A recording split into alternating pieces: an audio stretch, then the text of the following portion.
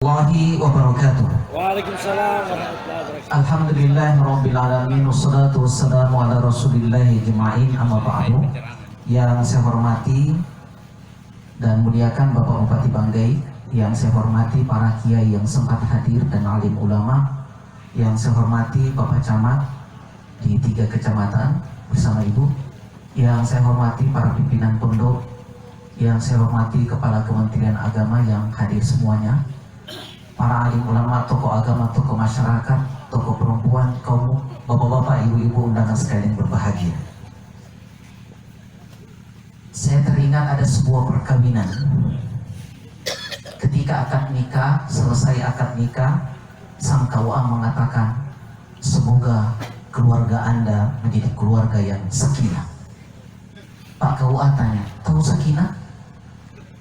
Dia mengatakan, tahu. Apa? Sakit tapi enak. Ada ungkapan sederhana dari orang-orang tua kita, fajar menyingsing itu bukan karena ayam berkokok, tapi ayam berkokok karena fajar menyingsing. Mentari pagi membuka hati, rembulan malam membuka cinta. Cinta adalah senja perkawinan, dan perkawinan adalah fajarnya cinta. Malam ini yang paling berbahagia adalah keluarga kedua mempelai, termasuk kita yang hadir pada malam hari ini. Tapi yang paling berbahagia pada malam hari ini adalah kedua mempelai yang sedang duduk bersanding, yang insya Allah sebentar malam akan bertanding. Saya selaku pribadi mengucapkan selamat berbulan madu kepada pengantin yang baru, dan bagi kita yang pengantin sudah lama, perbanyak minum madu agar tidak dimadu. Ya. Pertama, saya titip pesan kepada kedua mempelai yang sedang duduk bersanding, bahwa kepada saudara Muhammad Akhyar, saya titip pesan kepada beliau. Pertama, kalau pada malam hari ini dada Anda berdebar, suara Anda bergetar, tubuh Anda gemetar, itu pertanda Anda tengah memasuki babak baru dalam kehidupan Anda. Dahulu Anda manusia bebas yang boleh pergi sesuka Anda, tapi mulai besok malam, ketika Anda tidak hadir di rumah sampai larut malam, maka di rumah Anda ada seorang wanita yang tidak bisa tidur lelap. Dan jika pada hari lain Anda tidak pulang ke rumah dan tanpa berita, maka di rumah Anda ada seorang wanita yang akan membasahi bantalnya dengan linangan air mata. Cinta itu seperti angin, dia tidak bisa dilihat tapi dia bisa dirasakan. Sabanta rasakan. Jadikan istri Anda sebagaimana Anda mencintai diri Anda. Ma akraman nisa illa karimun wa ma ahannahunna illa la'imun. Tidak memuliakan wanita kecuali laki-laki yang mulia, dan tidak merendahkan wanita kecuali laki-laki yang rendah. Kalau Anda ingin dicintai oleh istri Anda, cintai kedua orang tuanya, maka dengan sendirinya anaknya akan mencintai. Begitu juga sebaliknya, seorang istri mencintai mertuanya, dengan sendirinya anaknya pasti mencintainya. Jika kita tidak mencintai kedua orang tua atau mertua kita, satu saat dia tidak akan cinta kepada anaknya. Itu merupakan wasiat dari orang tua saya. Selanjutnya, dalam berumah tangga sebenarnya yang kita cari itu ada 3. Ada rumus yang sederhana, rumus 3S namanya. S yang pertama itu adalah saling memahami apa kelebihan dan apa kekurangan. Masing-masing harus memahami itu. Ingat, kita lahir ke dunia ini bukan mencari wanita yang sempurna untuk dicintai, tapi kita lahir ke dunia ini untuk mencari wanita yang tidak sempurna dengan cara kita yang sempurna, karena kesempurnaan itu hanya milik Allah. Begitu juga sebaliknya, kita lahir ke dunia bukan mencari laki-laki yang sempurna, tapi justru kita lahir ke dunia untuk mencari laki-laki yang tidak sempurna dengan cara kita yang sempurna, karena kesempurnaan itu hanya milik Allah. Kalau satu saat ada suami yang marah kepada kita, jangan disambut kemarahannya. Ingat, kegelapan itu jangan dibalas dengan kegelapan, tapi kegelapan itu harus dibalas dengan cahaya. Kemarahan itu jangan dibalas dengan kemarahan, tapi kemarahan itu harus dibalas dengan cinta kasih. Karena kekuatan cinta akan menyatukan dua hati yang berpisah. Status.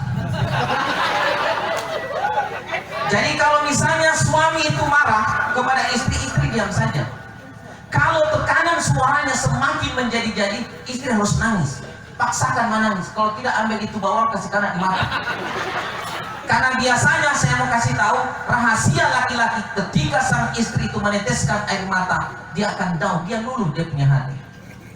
Ingat, tangisan air mata perempuan itu merupakan salah satu cara bagaimana mata berbicara ketika bibir tidak mampu mengungkapkan apa yang menyebabkan dia terluka. Ini saya suka kasih tahu semua ini supaya jangan ada yang pulang. Bisa dibayangkan nih, kalau misalnya dia masih marah lagi lari ke kamar. Kalau dia lari ke kamar dan suami masih marah, maka istri harus keluarkan emosinya. Dia harus bertindak sebagai penjual ayam. Tahu penjual ayam? Sari laut. Pertanyaannya cuma dua, paha apa dada?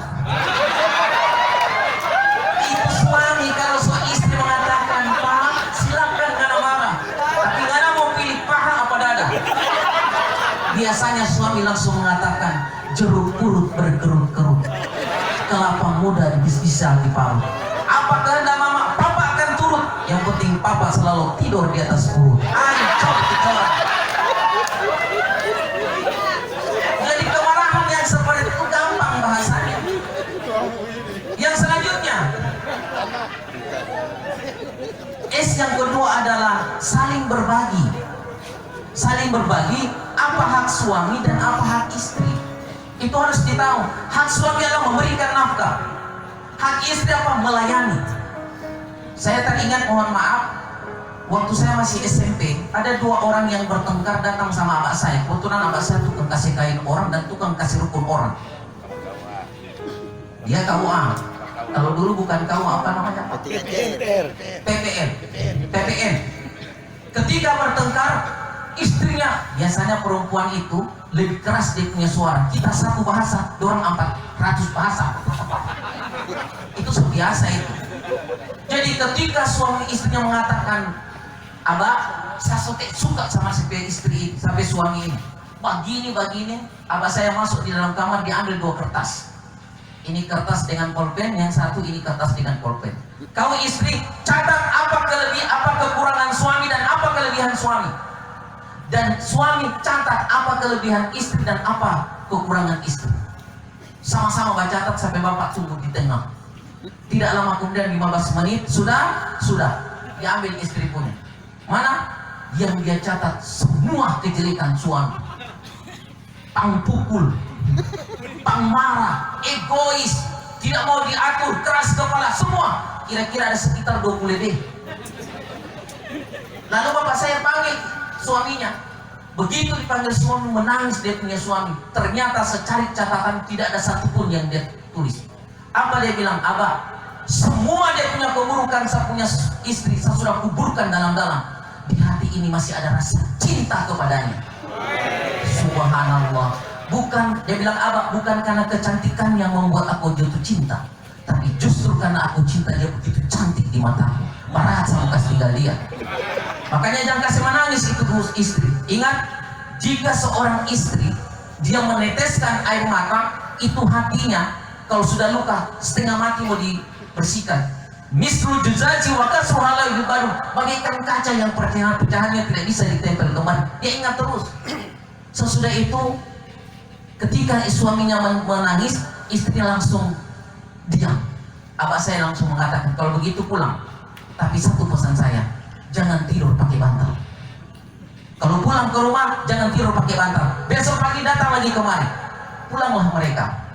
Besok pagi dia datang, habis sampai subuh bapak saya sementara duduk datang dalam keadaan senyum. Dia bilang, abah ternyata tidur pakai bantal itu enak sekali. Abah bilang, itulah rahasianya. Walaupun ada tidur di atas bantal bernapas, tidak lawan tidur di atas bantal bernapas. Apalagi kalau penapas tinggal satu-satu. ICU itu. Ini yang harus kita, artinya harus kita saling melengkapi apa satu sama lain. Coba lihat Nabi. Nabi itu kalau misalnya si istrinya salah, dia tidak marah. Satu saat Nabi pernah, itu tengah malam dia pulang, dia bangunkan istrinya. Sayang, bangun sayang. Ketika dia bangun, ada apa ya Rasul? Bisakah anda membuatkan minuman aku malam ini? Bisa ya sayang. dia pergi ke dapur, dia ambil garam, dia ambil gula, nah 4 sendok, padahal yang dia taruh garam. Dia aduk, setelah aduk dia berikan kepada suaminya.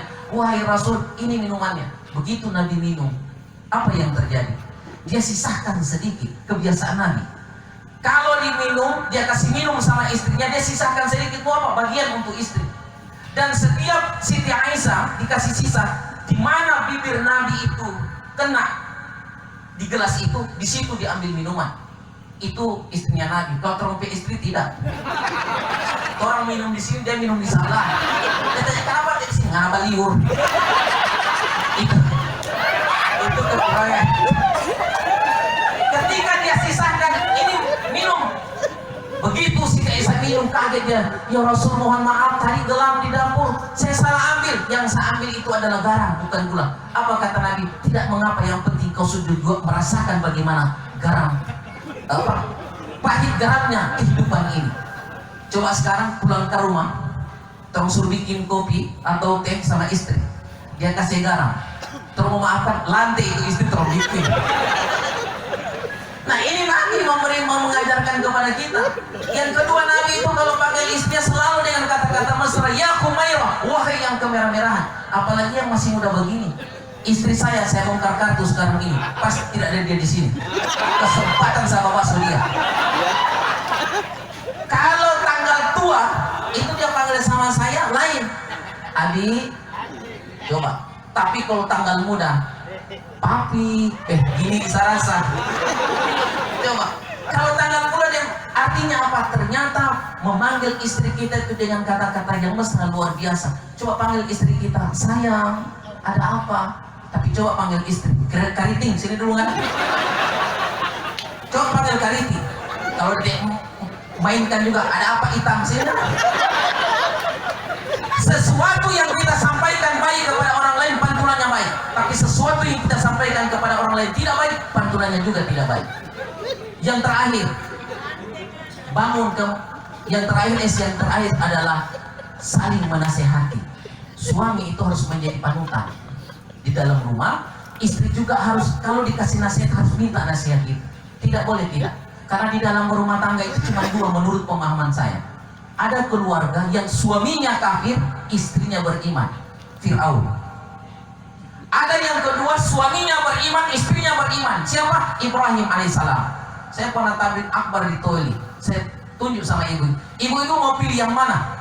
Yang Fir'aun atau yang Ibrahim? Dia bilang Ibrahim. Saya bilang mantap. Tapi perlu ibu ketahui, Ibrahim itu istrinya dua. Yang jawab kalau begitu Fir'aun mau.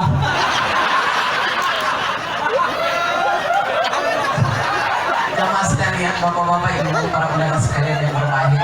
Yang terakhir, sesungguhnya dalam rumah tangga itu ada 3 hal. Pertama, bangun kemesraan itu dengan suami istri di antara tingkat saling jadah. Tadi sudah ketika akan nikah, saya terima nikah dan kawinnya istri saya dengan mahar seperangkat alat sholat di Baitul Maqdis. Sholat, seperangkat alat sholat itu bukan hanya menjadi pajangan, tapi itu menjadi curhat kita kepada Allah Subhanahu wa Ta'ala. Kalau ada masalah, curhat kepada Allah. Tidak ada sesuatu masalah yang di dunia ini yang tidak diselesaikan kalau kita berharap kepada Allah. Kalau kita berharap kepada makhluk, kita akan kecewa. Tapi kalau berharap kepada Allah, insya Allah tidak akan ada yang kecewa. Yang terakhir, kebetulan ada caleg di sini. Saya mohon dengan sangat jangan berharap kepada manusia, tapi berharap kepada Allah. Tadi saya sampaikan kepada Pak Bahrul Alim. Saya bilang satu saat ada sebuah komunitas Banser itu pergi ke Palu. Ketika pulang sampai di Batu Hitam, salah seorang mengatakan, Pak Sopir, carikan sungai kecil, saya mau buang hajat. Sudah tidak tahan perut saya. Ketika tiba-tiba Pak Sopir mengatakan ini ada sungai kecil, turunlah orang itu. Nah jam 3 subuh, 10 menit kemudian dia datang dengan basah kuyup semuanya. Sopir bilang, subhanallah anak ini. Jam 3 pagi nggak mandi. Dia bilang, Pak Sopir mohon maaf, saya tadi salah berpegang. Saya kira kayu tukur, padahal kaki sapi. Udah tanda. Artinya kalau kita berpegang kepada makhluk, kita akan kecewa. Tapi kalau kita berpegang kepada Allah, tidak akan ada yang kecewa. Nanti Allah yang gerakkan semua hati dan tangan manusia. Yang kedua, Bangun kemesraan itu di atas meja makan. Orang tua saya menasihati begini, walaupun kita sakit di tulang, tapi harus sama di tulang. Dulu saya pergi sekolah, orang tua saya kasih makan nasi angus, nasi dingin yang malam, dia ambil minyak angus yang sudah 4 kali Idul Fitri. Dia kasih garam. Bayangkan selama 6 tahun saya masuk SD, itu yang dikasih makan. Kenapa tidak ada kolesterol? Kenapa tidak ada darah tinggi? Kenapa kita berhasil? Karena orang tua dia kasih makan kita dengan nikmat dan kasih sayang serta keikhlasan. Itu yang kalau kita mau kasih makan sama anak. Bayangkan minyak yang 4 kali Idul Fitri. Nonton kelas 1 sampai kelas 6 SD dikasih makan. Kenapa tidak ada kolesterol? Ternyata menurut penelitian saya sekarang ini, banyak orang stres itu karena 2 hal. Pertama, aliran darah tersumbat.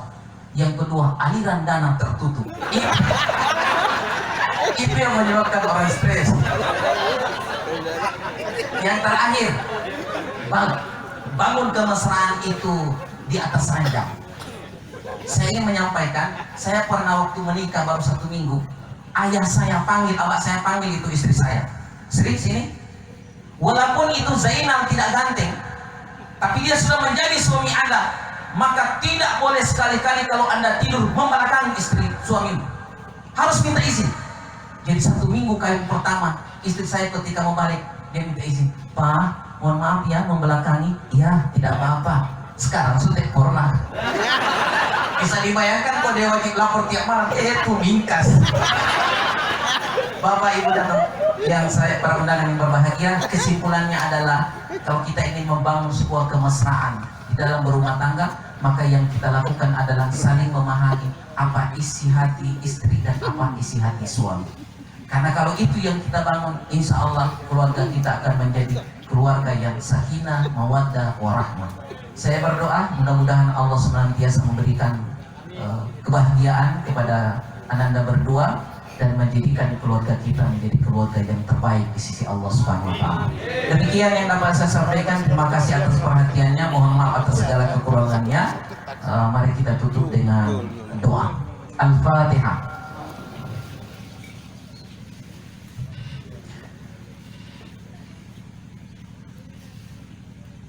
Amin. Bismillahirrahmanirrahim. Allahumma salli ala sayyidina Muhammad wa ala ali sayyidina Muhammad.